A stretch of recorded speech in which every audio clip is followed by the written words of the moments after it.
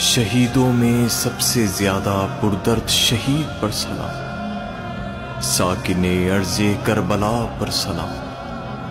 اس پر سلام جس کو آسمان کے فرشتے روئے، اس پر سلام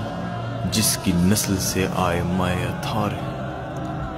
ان گریبانوں پر سلام جو خون سے بھرے ہوئے تھے، ان ہونٹوں پر سلام جو پیاس سے سوکھے ہوئے تھے، نیزوں پر اٹھائے جانے والے سروں پر سلام، سلام ان لاشوں پر جن کو بیابان میں پڑا چھوڑ دیا گیا، سلام ان مسافروں پر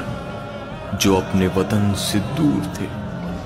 سلام بے کفن دفن کیے جانے والوں پر، سلام ان سروں پر جن کو ان کے جسم سے الگ کر دیا گیا،